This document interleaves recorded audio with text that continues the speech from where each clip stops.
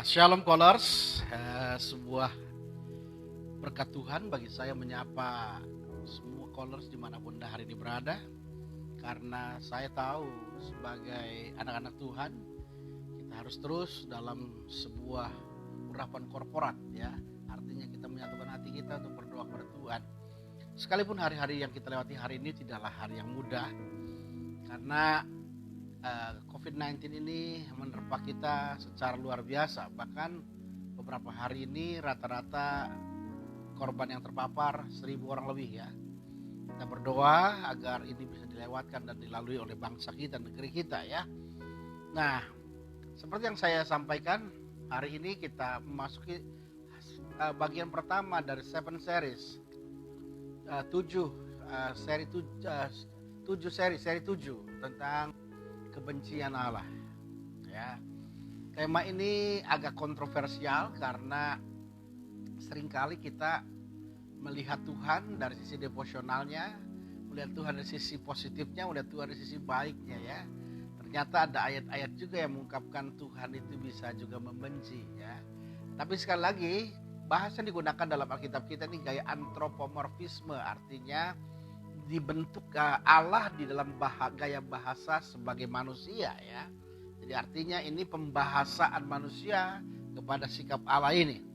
Benci itu adalah sikap hati yang dimana kita nggak menyukai sesuatu hal. Kita harus sadar hari ini lewat pembelajaran yang mendewasakan kita sepanjang minggu ini. Ada beberapa hal yang kita akan lihat betapa Allah murka, betapa Allah marah, betapa Allah geram, dan tanda petik Allah benci kepada hal-hal yang akan kita bahas sepanjang minggu ini. Nah, untuk memulai 7 series minggu ini, kita akan baca Alkitab kita dalam kitab Malaki pasal 2 ayat 10 sampai ayat yang ke-16. Perhatikan. Malaki 2 ayat 10 sampai 16. Dengan judul Tuhan memarahi Israel karena kawin campur dan perceraian. Kawin campur ini bukan berarti kawin berbeda ras, berbeda suku, bahkan berbeda agama. Tapi saya mengatakan kawin campur juga bisa juga satu agama Kristen, tetapi yang satu belum bertuhankan dengan Kristus sungguh-sungguh ya. Nah, Alkitab berikan catatan penting, Tuhan memarahi Israel karena kawin campur dan perceraian. Konteksnya pada waktu itu Allah geram kepada orang-orang Israel yang telah tidak setia kepada istri di masa mudanya dan menceraikan istrinya dan kawin dengan bangsa-bangsa yang tidak mengenal Allah.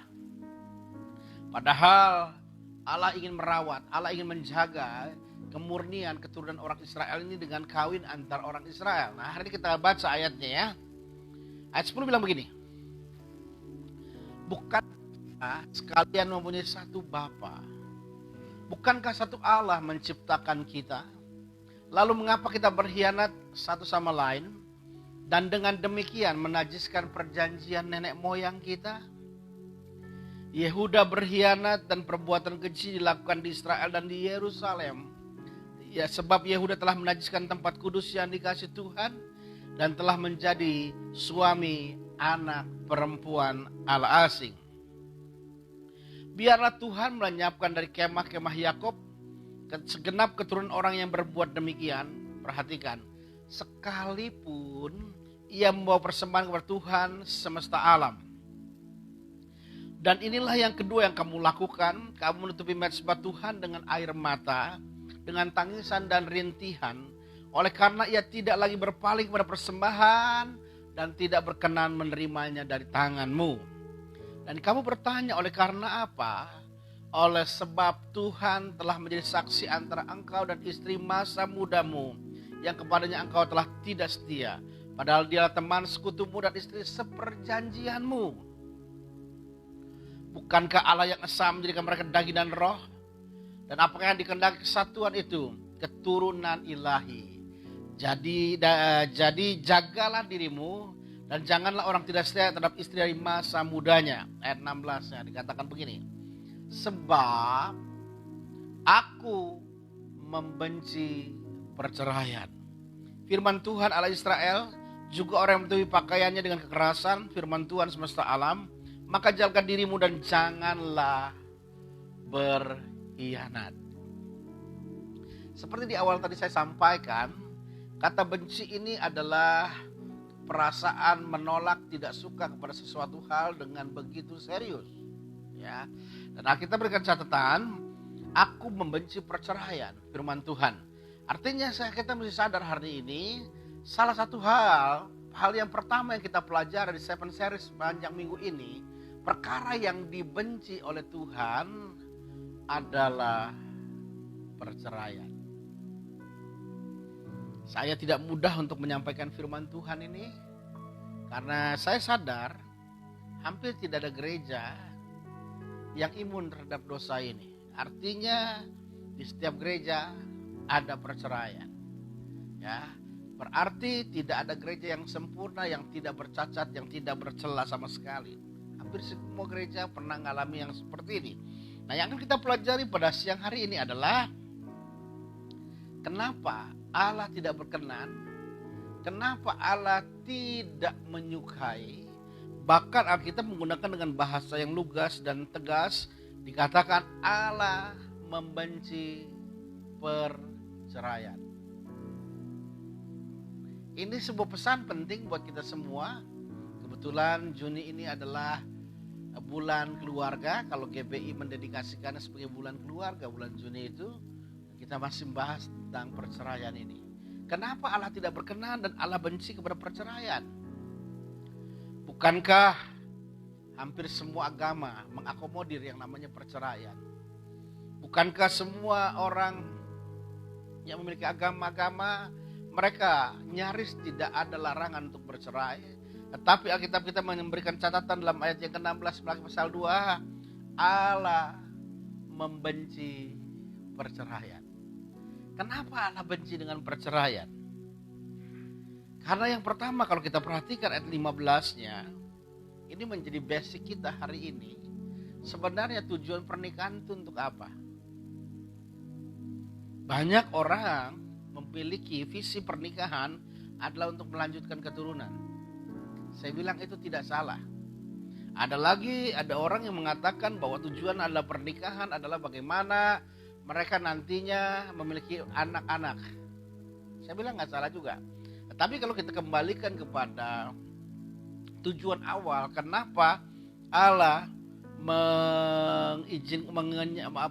menyukai yang namanya pernikahan, tujuan pernikahan, ayat 15. Bukankah Allah yang esa menjadikan mereka daging dan roh, dan apakah yang dikehendaki kesatuan itu? Keturunan ilahi, dan jagalah dirimu, dan janganlah orang tidak setia terhadap istri masa mudamu. Apa yang dimaksud daripada kesatuan itu? Keluarga itu suami dan istri adalah satu, dan dalam pernikahan kita melibatkan Tuhan yang roh ini, sehingga kita berikan catatan antara Tuhan yang roh dengan manusia yang daging ini jadi satu kesatuan. Tujuan utamanya adalah keturunan ilahi. Jadi Allah mendasarkan sangat awal daripada pernikahan, tujuan awalnya adalah keluarga menciptakan keturunan ilahi. Artinya apa? Keluarga itu menjadi tempat yang paling hebat menempa membentuk seseorang memiliki karakter seperti Kristus. Kita menemukan banyak orang dikatakan sabar, ya. Oh, orang itu sabar, atau pendeta itu sabar. Ukuran sabar bukan ketika dalam pelayanan. Sebab dalam keprofesionalan seorang pendeta bisa saja kita bertindak sabar. Contoh, waktu anak saya kecil, lalu sewaktu mau khotbah, tiba-tiba ada anak sekolah minggu yang naik ke panggung, lalu buang air di situ. Pertanyaan saya marah nggak dengan anak itu? Oh enggak, saya panggil orang tuanya, saya suruh bersihkan, selesai. Tapi pertanyaannya, kalau anak saya buang air di situ, saya marah nggak? Jadi menurut saya, parameter ukuran seseorang memiliki karakter bukan di luar, tetapi di dalam keluarga. Kenapa? Karena ternyata keluarga itu parameter timbangan yang paling penting. Kita memiliki karakter, dan keluarga itu didesain Tuhan, diciptakan Tuhan untuk membentuk karakter. Artinya hal yang pertama Kalau keluarga kita mengalami perceraian, kehancuran, bahwa itu menunjukkan tujuan utama membangun pernikahan untuk melahirkan keturunan ilahi itu gagal.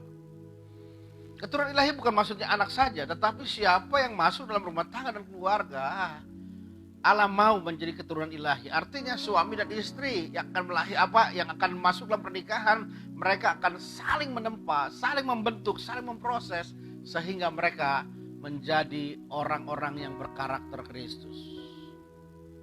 Ya, Alkitab dengan sangat jelas mengatakan, sangat akurat dikatakan, tujuan pernikahan bukan sekedar punya anak. Tujuan pernikahan bukan sekedar punya teman pada masa tuanya. Tujuan pernikahan bukan sekedar mencari orang yang mendampingi hidupnya. Tetapi tujuan pernikahan adalah dari pernikahan itu, proses pembentukannya akan melahirkan keturunan-keturunan ilahi. Makanya sederhana sekali. Sulit kita menemukan karakter yang positif, yang baik dalam keluarga yang broken. Sulit sekali. Contoh, kalau kita perhatikan hari-hari ini dalam Kekristenan cukup tinggi angka perceraian. Lalu ketika ditanya kira-kira apa penyebab utama perceraian dalam keluarga orang Kristen? Yang menarik faktanya adalah banyak alasan keluarga Kristen bercerai, itu salah satu faktor utamanya adalah istri-istri yang tidak tunduk dan menghormati suaminya. Ya, kenapa dalam keluarga terjadi perceraian? Karena banyak istri-istri yang tidak tunduk dan menghormati suaminya. Artinya memberikan perlawanan. Nah, pertanyaan menarik. Seolah-olah kita mendiskreditkan wanita, seolah kita menaruh kesemuban kesalahan kepada wanita. Bahwa tingkat perceraian yang tertinggi penyebab utamanya adalah wanita yang tidak tunduk kepada suaminya. Tapi kalau kita perhatikan dengan jujur, pertanyaan lanjutannya adalah, kenapa banyak wanita yang tidak tunduk kepada suaminya? Itu pertanyaannya. Tadi analisa kita, perceraian penyebabnya istri tidak tunduk kepada suaminya. Tapi pertanyaan lanjutannya adalah, kenapa istri bisa tidak tunduk kepada suaminya? Sebab saya percaya banyak istri tidak tunduk kepada suaminya cenderung menjadi istri yang otoriter, menjadi istri yang posesif, karena ternyata dia dibesarkan dalam iklim keluarga yang tidak harmonis. Contoh. Saudara bisa bayangkan begini analoginya. Kalau ada seorang anak wanita dibesarkan dalam keluarga yang broken, lalu papahnya seorang peminum, pemabuk, dan suka berzina. Kira-kira anak yang bertumbuh dalam menuju remaja atau menuju dewasa melihat bapaknya menjadi bajingan seperti ini, mudah gak dia menghormati bapaknya? Saya rasa dengan kelakuan bapaknya, dengan tindakan bapaknya seperti itu, membuat anak ini sulit menghormati bapaknya. Bukan itu saja, apalagi kalau mamanya selalu memasukkan informasi negatif tentang bapaknya. Dia cerita tentang bapaknya yang brengsek, yang bajingan, maka si anak semakin kuat meyakini bapaknya brengsek. Lalu dalam proses selanjutnya, anak perempuan ini seandainya dia menikah tanpa dipulihkan, artinya masih luka seperti itu. Saya tanya, saat yang paralel ketika dia menikah, ketika dia tidak menghormati bapaknya, gampang gak dia menghormati suaminya? Saya rasa sulit. Kenapa? Karena dia tidak mendapat gambar suami yang baik dari bapaknya, tidak mendapatkan sebuah image yang positif tentang suami dari bapaknya. Maka anak perempuan yang bertumbuh ini cenderung sulit menghormati suaminya. Anak-anak yang terluka seperti ini cenderung jadi wanita yang posesif, yang yang memegang habis suaminya habis-habisan. 5 menit sekali dia telepon, 10 menit sekali dia telepon, artinya tidak secure, jadi insecure. Dan itu yang seringkali tundukan ini menjadi pemicu perceraian anak-anaknya. Ternyata anak perempuan yang bercerai itu pemicu awalnya terluka dalam keluarga yang broken karena dia tidak tumbuh dalam keturunan ilahi.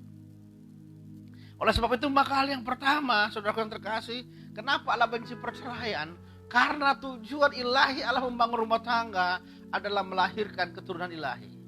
Jadi ketika keluarga hancur, keluarga broken, keluarga porak-poranda, maka yang akan dihasilkan anak-anak yang mungkin berupa monster yang menakutkan. Oleh sebab itu maka saya percaya hari ini kita harus mengembalikan visi awal daripada pernikahan rumah tangga orang percaya, yaitu membentuk keturunan ilahi. Ya. Jadi yang pertama, kenapa Allah benci perceraian? Karena orang-orang yang bercerai sulit sekali melahirkan keturunan ilahi dalam kehidupannya. Yang kedua, kenapa orang-orang itu yang bercerai itu Tuhan tidak berkenan, bahkan digunakan kata benci. Yang kedua, orang yang bercerai itu menjadikan sebuah indikator yang sangat jelas. Orang itu atau suami atau istri itu adalah orang yang tidak mau lagi dibentuk dan diproses oleh Tuhan. Dibentuk dan diproses oleh Tuhan. Kenapa di awal tadi saya katakan bahwa pernikahan itu menjadi tempat pembentukan karakter yang paling hebat? Saya tanya, siapa orang yang paling hebat membentuk karakter kita? Saya percaya kita akan menemukan sebuah fakta yang menarik. Orang yang paling tepat membentuk karakter kita adalah suppose kita, pasangan kita. Ya. Makanya tidak heran dalam pernikahan kalau kita lihat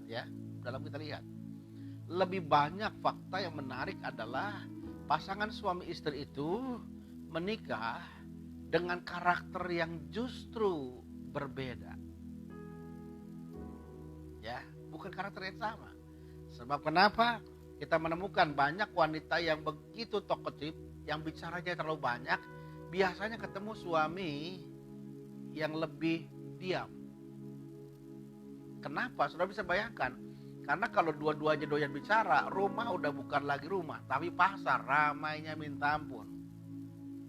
Kalau istri seorang yang pelit, biasanya kalau saya nanya sama jemaat, misalnya dia supir kerja, tanyalah sama supir itu, tanya si bos yang baik siapa? Rata-rata bilang suami. Sebab istri lebih cenderung pelit.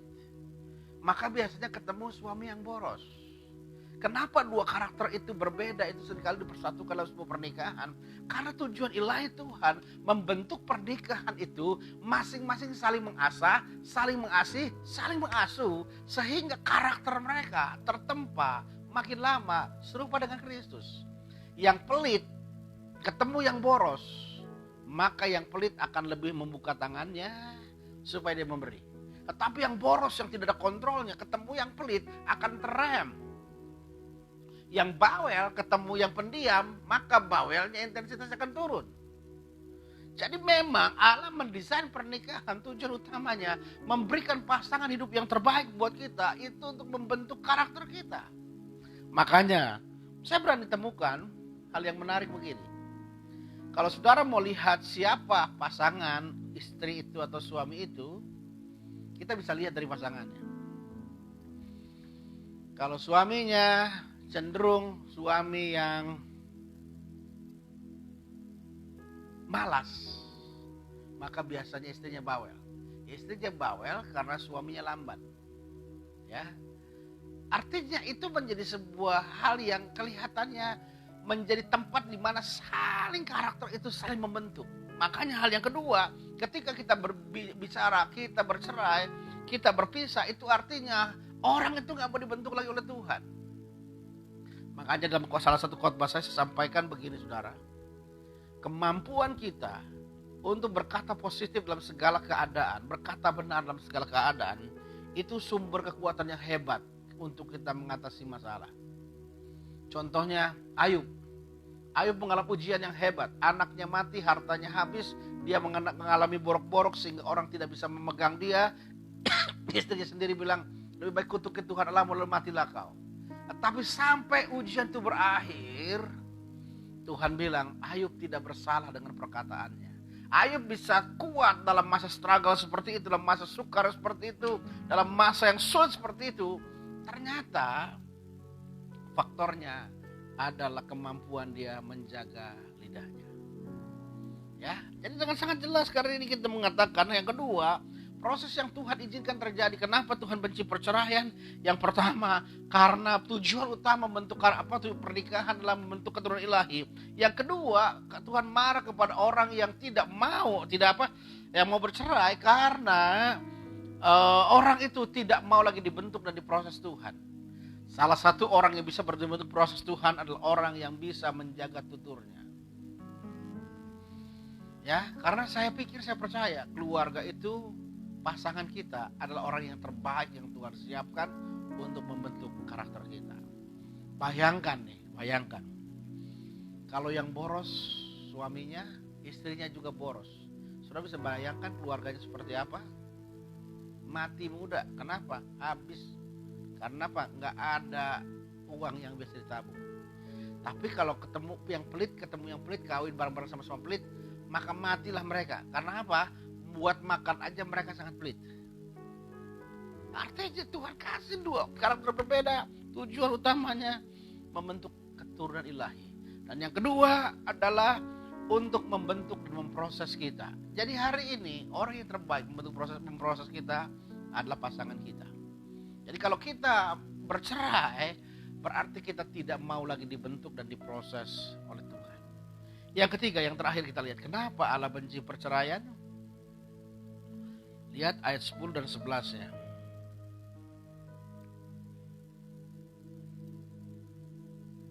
Sampai 12, 12. Nah, kita bilang begini, bukankah kita sekali menjadi satu Bapa? Bukankah satu Allah menciptakan kita? Lalu mengapa kita berkhianat satu sama lain dan dengan demikian menajiskan perjanjian moyang kita?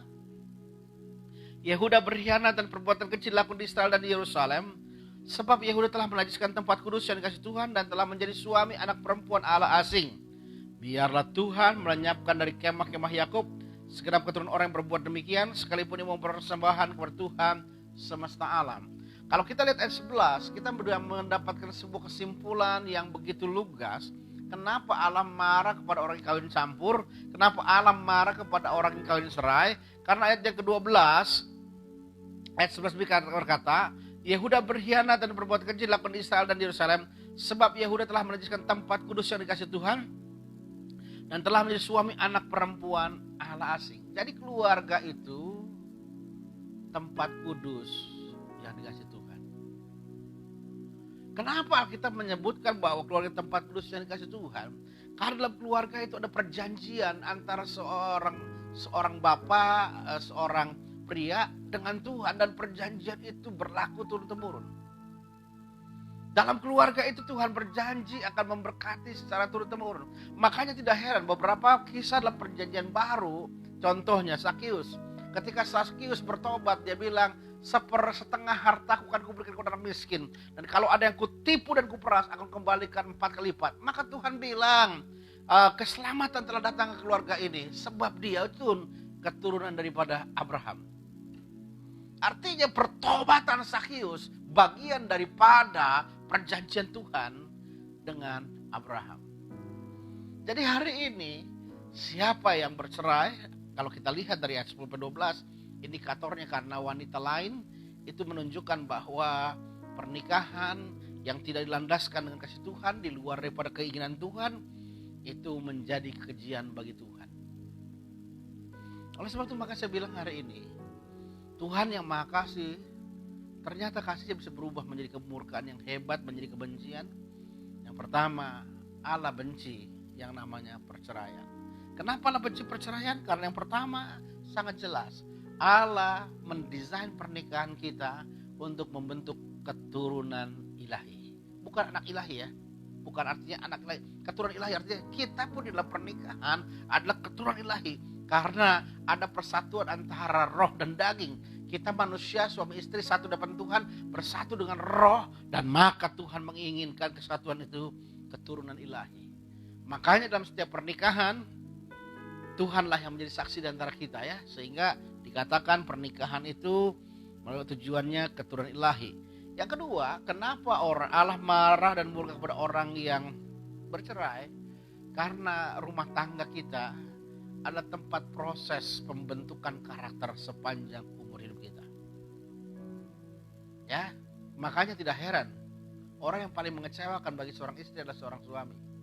Orang yang paling mengecewakan seorang suami adalah istri. Makanya tidak heran ada istilah di dalam sosiologinya masyarakat kita. Orang tua seorang bapak biasa lebih sayang anaknya daripada istrinya. Karena kenapa? Istri lebih banyak melukai dan menyakiti hatinya. Oleh sebab itu maka tujuan utama keturunan ilahi. Yang kedua tujuan daripada pernikahan sehingga Tuhan benci perceraian karena pernikahan adalah alat tempa pembentuk karakter yang paling hebat. Makanya tidak heran saudara temukan saudara karakter suami dan istri biasanya beda. Kalau yang satu suaminya sedang di rumah, istrinya sedang jalan. Dan itu sering kali bertengkar. Kenapa? Siapa yang keadaan itu memproses seseorang untuk belajar ngalah. Betul? Dan yang ketiga, kenapa Allah marah kepada orang yang bercerai? Karena Allah mau menempatkan rumah tangga itu tempat kudus yang dikasih Tuhan. Ya, oleh sebab itu betapa penting dan berharganya keluarga kita. Itulah sebabnya Tuhan tidak suka dan Tuhan marah dan Tuhan benci kepada orang-orang yang tidak menghargai pernikahan dan perkawinannya. Amin. Berfirman Tuhan bagi tundukkan kepala.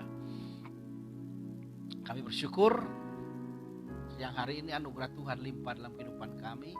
Kami boleh belajar satu proses kebenaran firman Tuhan dari 7 series kebencian Tuhan. Hari ini Tuhan benci kepada orang yang bercerai. Biarlah kami bukan menjadi orang-orang yang dibenci Tuhan, tetapi dikasih Tuhan. Terima kasih buat firman yang mengajar kami pada hari ini. Dalam Kristus Yesus kami bersyukur dan berdoa. Haleluya. Amin. Ya, ada beberapa pengumuman yang perlu saudara perhatikan ya. Yang pertama, malam hari nanti kita akan berjumpa dengan Bapak Pendeta Domingus Foni, Gembala GKIN BMI Cikampek, yang akan menyampaikan firman Tuhan tentang ketaatan beribadah itu membawa berkat. Ya. Yang kedua, besok masih kita jumpa siang hari dengan 7 series tentang kebencian Allah ini.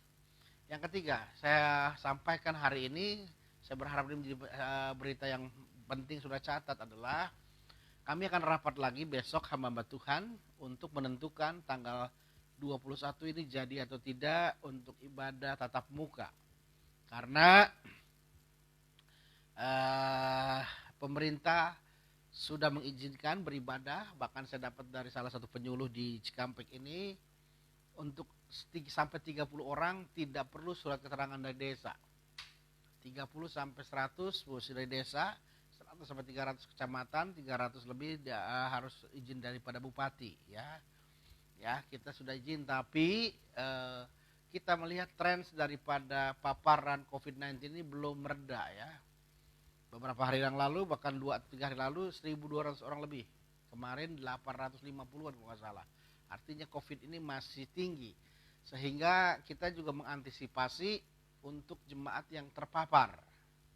Karena jemaat akan datang dari berbagai wilayah, kita nggak tahu kontaknya dengan siapa. Dan kalau kepapar, maka pengalaman dari 4 gereja yang saya baca di beberapa media online, ada 20 tempat ibadah di Surabaya yang ditutup, 16 masjid dan 4 gereja. Nah ini juga jadi pertimbangan kita ya, karena COVID-19 ini paparannya cukup cepat. Nah oleh sebab itu maka doakan besok kami hamba Tuhan rapat, memastikan segala sesuatunya, konsekuensinya kalau tetap ibadah, maka tidak ada excuse untuk protokoler. Jadi kalau saudara temperaturnya 37,5 kan ini kan yang di ini kan 37,3, maka saudara harus pulang, tidak boleh ibadah. Kalau saudara nggak punya masker, tidak boleh ibadah. Kalau saudara nggak mau cuci tangan, tidak boleh ibadah. Jadi artinya no excuse. Nah kita sedang persiapkan jemaat siap nggak untuk mentaati semuanya ini ya. Sekalipun saya berdoa sih sebenarnya kalau boleh kita siapkan semuanya, kita beribadah setelah semuanya artinya sudah keadaan baik supaya kita nggak was-was ya. Sebab saya pikir ibadah hari ini di gereja ibadah, di rumah juga ibadah, sekalipun memang suasananya berbeda ya.